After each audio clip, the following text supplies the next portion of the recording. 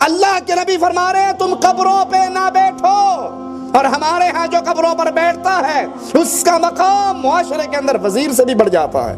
یہ سجادہ نشین ہے، یہ گدی نشین ہے، یہ مجاور ہے۔ غور کرنا، غور کرنا۔ اللہ کے نبی نے فرمایا لعنتی ہے وہ شخص، ملعون ہے وہ شخص جو قبر پہ چراغ جلاتا ہے۔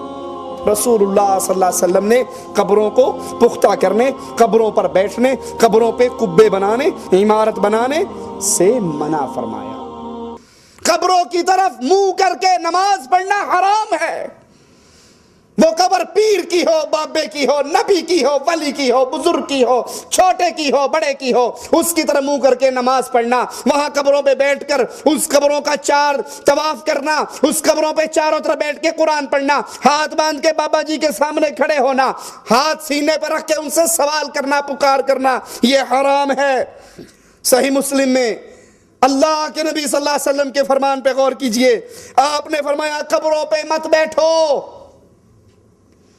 قبروں پہ مت بیٹھو۔ جو آج کل ہمارے ہاں قبروں پر بیٹھتے ہیں اسے کیا کہتے ہیں، اور اس کی عزت کتنی ہوتی ہے معاشرے میں؟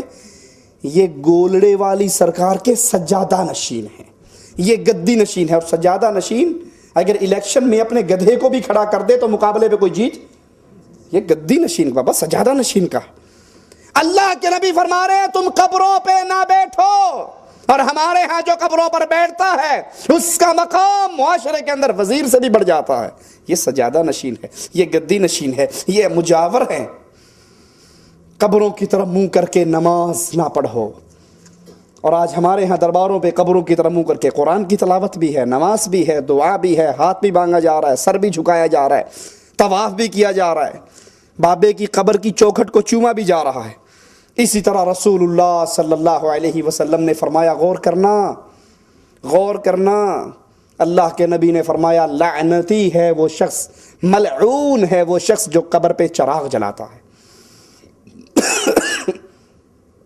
ہمارے ہاں نئے مولویوں نے سر اٹھایا، تو ایک مولوی صاحب کی کیسٹ میں سن رہا ہوں، وہ کہتا قبروں پہ چادر چڑھانا، پھول دینا، دیے جلانا شرک نہیں ہے۔ یہ شرک نہیں ہے تو ہندو کیوں مشرک ہے؟ قبروں پہ چراغ چلتے ہیں۔ آپ نے بھی اکثر دیکھا ہوگا، یہ جو محلے میں مولوی بیٹھا تعویذ لکھتا ہے، وہ تعویذ لکھ کے پیسہ نہیں لیتا، کیا کہتا ہے؟ 1.25 روپے کی نیاز کا تیل بابے کی چراغ میں ڈال دینا، کہتا ہے یا نہیں کہتا؟ یہ 1.25 روپے نیاز کا تیل بابے کے چراغ میں ڈال دینا، یہ چراغ جلانا قبر کے اوپر حرام ہے، اور لعنتی ہے ایسا شخص۔ اگر وہ بابا واقعی اللہ کا ولی ہے تو اس کی قبر تو جنت کے نور سے منور ہو چکی ہے، تیرے دیے کی روشنی سے وہاں فائدہ نہیں ہونے والا، ٹھیک ہے؟ اور اگر وہ واقعی پیر دڑکی شاہ ہے، کوئی اللہ کا ولی نہیں ہے، پیر گھوڑی شاہ ہے، اللہ کا پیارا نہیں ہے، اور اس کی قبر جہنم کے اندھیروں سے گھٹا ٹوپ ہو چکی ہے، تو تیرے دیے سے وہاں روشنی نہیں ہونے لگی۔ واللہ میں نے اپنی آنکھوں سے دیکھا ہے، بعض بزرگوں کی قبروں پہ گزرتے ہوئے، بابا جی کا بورڈ لگا ہوا ہے، پکی قبر ہے، اس کے اوپر پنکھا چل رہا ہے، پکی بند قبر کے اوپر۔ ارے عقل کے اندھو، اگر واقعی سمجھتے ہو کہ بابا گرمی کے اندر ہے، کچھ قریب ہو جائیں ساتھی، اور آگے ہو جائیں ساتھی۔ اگر تم واقعی یہ سمجھتے ہو کہ اندر بزرگوں کی قبر میں جون جولائی چل رہا ہے، تو پنکھا چلا کے سوراخ بھی تو کر دو نا، یہ ہوا کیسے جائے گی اندر؟ اولیاء کی قبر تو جنت کا باغ ہوا کرتی ہے۔ اولیاء کی قبر، بولو، اولیاء کی قبر جنت کا، وہاں تیرے 220 پہ چلے ہوئے پنکھے کی ضرورت نہیں ہے۔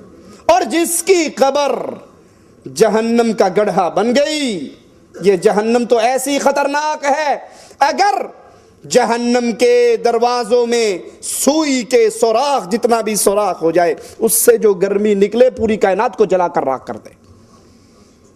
ان قبروں پہ چلے ہوئے چراغوں اور پنکھوں کی اس قبر والے کو کوئی فائدہ نہیں۔ صحیح مسلم میں ہے، جابر بن عبداللہ رضی اللہ عنہما سے روایت ہے، رسول اللہ صلی اللہ علیہ وسلم نے قبروں کو پختہ کرنے، قبروں پر بیٹھنے، قبروں پہ قبے بنانے، عمارت بنانے سے منع فرمایا۔